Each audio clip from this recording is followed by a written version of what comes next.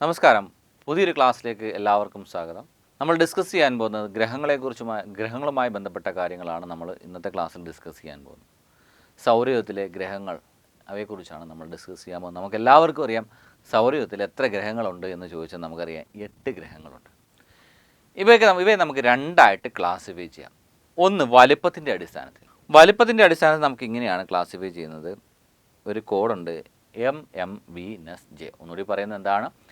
MMVNSJ. അപ്പോൾ നിങ്ങൾ 2 തവണ ഇത് ആവർത്തിക്കുമ്പോൾ നിങ്ങളുടെ മനസ്സിലേക്ക് അതങ്ങ് പതിയാൻ പോവുകയാണ് MMVNSJ.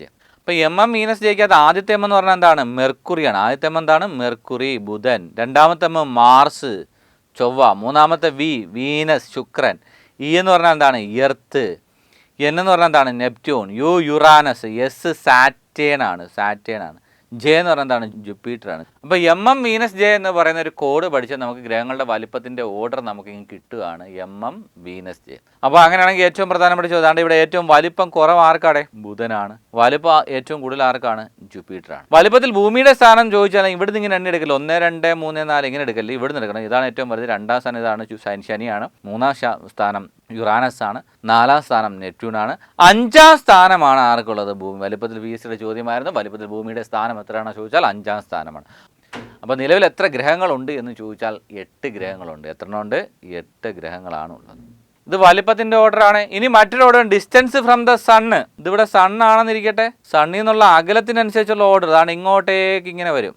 സണ്ണിൽ നിന്നുള്ള അകലത്തിനനുസരിച്ചുള്ള ഓർഡറാണ്. ഇതാണ് ഇവിടെ എഴുതിയിട്ടേപ്പുണ്ട്. ബുധൻ, ശുക്രൻ, ഭൂമി, ചൊവ്വ, വ്യാഴം, ശനി, താഴോട്ട് യുറാനസ്, നെപ്റ്റ്യൂൺ. അപ്പോൾ ഇതാണ് ഡിസ്റ്റൻസ് ഫ്രം ദ സൺ ആണ്. സൂര്യൻ എന്നുള്ള അകലത്തിനനുസരിച്ചുള്ളതാണ്. നമ്മൾ സ്കൂളിൽ പഠിക്കുന്നതാണ്. ഇതാണ് നമ്മൾ ഡിസ്റ്റൻസ് ഫ്രം ദ സൺ എന്ന് പറയുന്നത്. അപ്പോൾ നമുക്കറിയാം സൂര്യനോട് ഏറ്റവും അടുത്ത് ബുധനാണ് സ്ഥിതി ചെയ്യുന്നത്. നമുക്കറിയാം സൂര്യനോട് ഏറ്റവും അടുത്ത് നിൽക്കുമ്പോൾ ചൂട് കൂടുതൽ അനുഭവപ്പെടേണ്ടത് എവിടെയാണ്?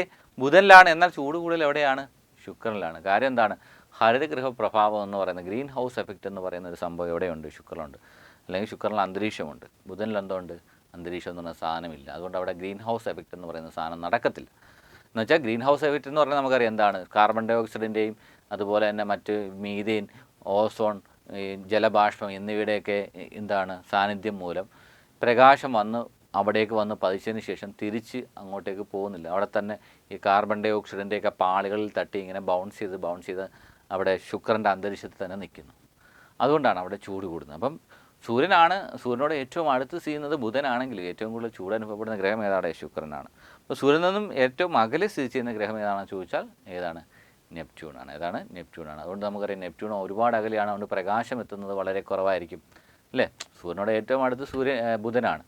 അവിടെ ബുധനിലും ശുക്രനിലൊക്കെ പ്രകാശം വളരെ ഈസി ആയിട്ട് എത്തും, വളരെ അടുത്താണ്. എന്നാൽ വളരെ അകലെയാണ് ആര് നിൽക്കുന്നത്? നെപ്റ്റ്യൂൺ നിൽക്കുന്നത്. അതുകൊണ്ട് പ്രകാശം അവിടോട്ട് എത്തുന്നത് വളരെ കുറവായിരിക്കും. അപ്പോൾ അങ്ങനെ ചോദ്യമുണ്ട്, തണുത്ത ഗ്രഹം എന്നറിയപ്പെടുന്നത് എന്താണെന്ന് ചോദിച്ചാൽ എന്തായിരിക്കും? നെപ്റ്റ്യൂൺ ആയിരിക്കും.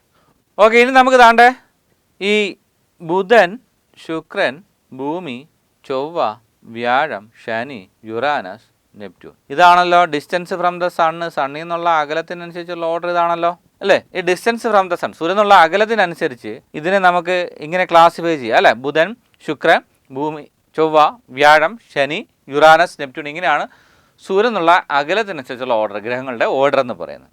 അപ്പോൾ സൂര്യനോട് ഏറ്റവും അടുത്ത് ബുധനാണ്, ഏറ്റവും അകലെ എന്താണ്? നെപ്റ്റ്യൂണാണ്. അതുകൊണ്ട് ഈ ചൊവ്വയ്ക്കും വ്യാഴത്തിനും ഇടയിലായിട്ട് ഇവിടെ ആക്ച്വലി ഒരു ഗ്രഹം വരേണ്ടതാണ്. ഈ ചൊവ്വയ്ക്കും വ്യാഴത്തിനും ഇടയിലായിട്ട് ഇവിടെ ഇങ്ങനെ ഒരു ഗ്രഹം വരേണ്ടതാണ്. പക്ഷേ അവിടെ ഗ്രഹമൊന്നുമില്ല. ഇതിൻ്റെ ഒരു അറേഞ്ച്മെൻറ്റ് വെച്ചിട്ട് ഈ ഗ്രഹങ്ങളുടെയൊക്കെ ആ ഒരു റൊട്ടേഷൻ വെച്ചിട്ട് അല്ലെങ്കിൽ ആ ഒരു യൂണിഫോം സ്പീഡും ഒക്കെ വെച്ചിട്ട് അല്ലെങ്കിൽ യൂണിഫോം അകലമൊക്കെ വെച്ചിട്ട് യൂണിഫോം ഡിസ്റ്റൻസും ഒക്കെ വെച്ചിട്ട് ആ ഒരു സ്ഥലത്ത് ഒരു ഗ്രഹം വരേണ്ടതാണ്. പക്ഷേ അവിടെ പരിശോധിച്ചപ്പോൾ അവിടെ ഗ്രഹങ്ങളൊന്നുമില്ല, ചെറിയ പാറകഷ്ണങ്ങളും ഒക്കെയാണ് ഉള്ളത്. അപ്പോൾ അതിനെയാണ് നമ്മൾ ചിഹ്നഗ്രഹം അല്ലെങ്കിൽ ചിഹ്നഗ്രഹ ബെൽറ്റ് എന്ന് വിളിക്കുന്നത്. ഓക്കെ, അപ്പോൾ ഈ അകലത്തിനനുസരിച്ച് ഈ അകലം വെച്ചിട്ട് നമ്മൾ വീണ്ടും ഇതിനെ രണ്ടായിട്ട് ക്ലാസിഫൈ ചെയ്യുകയാണ്. സൂര്യനോട് ഏറ്റവും അടുത്ത് സ്ഥിതി ചെയ്യുന്ന 4 ഏതൊക്കെയാണ്? ബുധൻ, ശുക്രൻ, ഭൂമി, ചൊവ്വ. സൂര്യനിൽ നിന്നും അകലെ സ്ഥിതി ചെയ്യുന്ന 4 ഗ്രഹങ്ങൾ ഏതൊക്കെയാണ്? വ്യാഴം, ശനി, യുറാനസ്, നെപ്റ്റ്യൂൺ അല്ലേ? വ്യാഴം, ശനി, യുറാനസ്, നെപ്റ്റ്യൂൺ. അപ്പോൾ സൂര്യനുള്ള അകലത്തിനനുസരിച്ച് വീണ്ടും നമ്മൾ ഇവയെ രണ്ടായിട്ട് ക്ലാസിഫൈ ചെയ്യുകയാണ്. ഒന്ന് അന്തർഗ്രഹങ്ങളെന്നും മറ്റേത് ബാഹ്യഗ്രഹങ്ങളും. അപ്പോൾ അന്തർഗ്രഹങ്ങൾ ഏതൊക്കെയാണെന്ന് ചോദിച്ചാൽ നമ്മൾ പറയണത് ആ സൂര്യനോട് ഏറ്റവും അടുത്ത് ചെയ്യുന്ന 4 ഗ്രഹങ്ങളായ ബുധൻ, ശുക്രൻ, ഭൂമി, ചൊവ്വ ഇവയാണ് നമ്മൾ എന്തെന്ന് വിളിക്കുന്നത്? അന്തർഗ്രഹങ്ങൾ എന്ന് വിളിക്കുന്നത്. എന്നാൽ ബാഹ്യഗ്രഹങ്ങളെന്ന് ചോദിച്ചത് സൂര്യനിൽ നിന്നും വളരെ അകലെ സ്ഥിതി ചെയ്യുന്ന 4 ഗ്രഹങ്ങൾ ഏതൊക്കെയാണ്? വ്യാഴം, ശനി, യുറാനസ്, നെപ്റ്റ്യൂൺ ഇവയാണ് നമ്മൾ എന്തെന്ന് വിളിക്കുന്നത്? ബാഹ്യഗ്രഹങ്ങൾ എന്ന് വിളിക്കുന്നത്. എന്താണ് ഈ അന്തർഗ്രഹങ്ങളുടെ പ്രത്യേകത എന്താണെന്ന് ചോദിച്ചാൽ ഇവയ്ക്ക് ഉപഗ്രഹങ്ങൾ എന്താണ്? സാറ്റലൈറ്റ് ഉപഗ്രഹങ്ങൾ കുറവാണ്. നമുക്കറിയാം ഉപഗ്രഹങ്ങളില്ലാത്ത ഗ്രഹങ്ങൾ ഏതൊക്കെയാണ്? ബുധനും ശുക്രനും. PSCയുടെ ചോദ്യം താഴെ കൊടുത്തിരിക്കുന്ന ഉപഗ്രഹം ഇല്ലാത്ത ഗ്രഹം ഏതാണെന്ന് ചോദിക്കും. ഉപഗ്രഹങ്ങളില്ല. ബുധനും ശുക്രനും എന്തില്ലടേ? ഉപഗ്രഹങ്ങളില്ല. അതുപോലെ തന്നെ മറ്റൊരു പ്രധാനപ്പെട്ട ഈ അന്തർഗ്രഹങ്ങൾക്ക് എന്ത് കൂടുതലാണ്? സാന്ദ്രത കൂടുതലാണ്. എന്ത് കൂടുതലാണ്? സാന്ദ്രത അല്ലെങ്കിൽ ഡെൻസിറ്റി കൂടുതലാണ്. PSCയുടെ കഴിഞ്ഞ VO പരീക്ഷയുടെ ചോദ്യമായിരുന്നു സാന്ദ്രത ഏറ്റവും കൂടിയ ഗ്രഹം ഏതാണെന്ന് ചോദിച്ചതാണ് ഭൂമിയാണ്. അതുപോലെ തന്നെ ബാഹ്യഗ്രഹങ്ങളുടെ പ്രത്യേകത ഇവയ്ക്ക് എന്താണ്?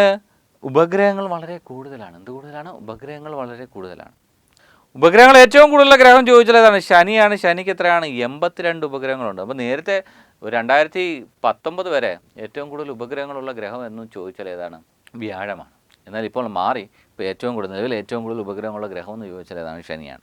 അപ്പോൾ ഇവയുടെ പ്രത്യേകത, ഈ ബാഹ്യഗ്രഹങ്ങളുടെ പ്രത്യേകത, ഈ ഗ്രഹങ്ങളിലൊക്കെ വാതകങ്ങൾ, ഹൈഡ്രജൻ, മീഥേൻ അങ്ങനെയൊക്കെയുള്ള വാതകങ്ങളൊക്കെ ഒരുപാട് കാണപ്പെടുന്നു. അതുകൊണ്ട് ഇവയെ വാതക ഭീമന്മാർ എന്നറിയപ്പെടുന്നത്. എന്താണ്?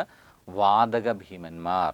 നമുക്കറിയാം ഭൂമിക്ക് ഒരേ ഒരു ഉപഗ്രഹം മാത്രമേ ഉള്ളൂ. ഏതാണ്? ചന്ദ്രനാണ്. ഭൂമിയുടെ ഒരേ ഒരു ഉപഗ്രഹം ചോദിച്ചാൽ എന്താണ്? ചന്ദ്രനാണ്. ചൊവ്വയുടെ ഉപഗ്രഹങ്ങളാണ് ഒന്ന് ഫോബോസ്, മറ്റേത് ഫോബോസും ഡീമോസും. കേട്ടോ, ചൊവ്വയുടെ ഉപഗ്രഹങ്ങൾ ചോദിച്ചാൽ ഏതൊക്കെയാണ്? Phobos and Deimos. ചൊവ്വയുടെ ഉപഗ്രഹങ്ങളാണ് ഫോബോസും ഡീമോസും. മനസ്സിലാവുന്നുണ്ടല്ലോ. അപ്പോൾ ഭൂമിയുടെ ഉപഗ്രഹമാണ് ചന്ദ്രൻ. അതുപോലെ ചൊവ്വയുടെ 2 ഉപഗ്രഹങ്ങളാണ് ഫോബോസും ഡീമോസും. അതുപോലെ നമുക്കറിയാം സൗരയൂഥത്തിലെ ഏറ്റവും വലിയ ഉപഗ്രഹം ഏതാണെന്ന് ചോദിച്ചാൽ വ്യാഴത്തിൻ്റെ ഉപഗ്രഹമായ ഗാനിമേഡാണ്. എന്നാൽ സൗരയൂഥത്തിലെ ഏറ്റവും ചെറിയ ഉപഗ്രഹം ഏതാണെന്ന് ചോദിച്ചാൽ ഡീമോസ് ആണ്. എന്നിട്ടാണ് ചൊവ്വയുടെ ഉപഗ്രഹമായ ഡീമോസ് ആണ്. അപ്പോൾ അന്തർഗ്രഹങ്ങൾ അല്ലെങ്കിൽ ഇന്നർ പ്ലാനറ്റ് എന്ന് ഇംഗ്ലീഷിൽ പറയാം. അപ്പോൾ അന്തർഗ്രഹങ്ങളുടെ പ്രത്യേകത ഇവയ്ക്ക് ഉപഗ്രഹങ്ങൾ കുറവാണ്. ഉപഗ്രഹങ്ങളില്ലാത്ത ഗ്രഹങ്ങളാണ് ബുധനും ശുക്രനും എന്ന് പറയുന്നത്. സാന്ദ്രത ഏറ്റവും കൂടുതലാണ്. സാന്ദ്രത ഏറ്റവും കൂടിയ ഗ്രഹമാണ് ഭൂമി. എന്നാൽ 2ാം സ്ഥാനം ചോദിച്ചാൽ ബുധനാണ്. ക്ലിയർ ആവുന്നുണ്ടല്ലോ. അതുപോലെ തന്നെ അന്തർഗ്രഹങ്ങളിൽ ഏറ്റവും വലുത് ഏതാണെന്ന് ചോദിച്ചാൽ ഏതാണ്? അന്തർഗ്രഹങ്ങളിൽ ഏറ്റവും വലുത് ചോദിച്ചാൽ ഏതാണ്? ഭൂമിയാണ്. ബാഹ്യഗ്രഹങ്ങളുടെ പ്രത്യേകത ഇവയ്ക്ക് സാറ്റലൈറ്റുകളുടെ എണ്ണം കൂടുതലാണ്. സാറ്റലൈറ്റുകൾ ഏറ്റവും കൂടിയ ഗ്രഹം ഏതാണെന്ന് ചോദിച്ചാൽ ശനിയാണ്. 2ാം സ്ഥാനം വ്യാഴമാണ്. വാതക ഭീമന്മാർ എന്നറിയപ്പെടുന്നത് ബാഹ്യഗ്രഹങ്ങളെയാണ്. ക്ലിയർ ആവുന്നല്ലോ. ഇത്രയും കാര്യങ്ങൾ വളരെ വളരെ ഇമ്പോർട്ടൻ്റ് ആണ്. അപ്പോൾ ഇത്രയും കാര്യങ്ങൾ നിങ്ങൾക്ക് മനസ്സിലാക്കി പഠിക്കുക. ഇനി നമുക്ക് പഠിക്കാനുള്ളത് ഇവയുടെ ഓരോരോ ക്ലാസിഫിക്കേഷൻ, ഓരോ ഗ്രഹങ്ങളെക്കുറിച്ച് നമുക്ക് വ്യക്തമായിട്ട് നമുക്ക് പഠിക്കാനുണ്ട്. ആദ്യം നമുക്ക് ബുധനിലേക്ക് പോകാം.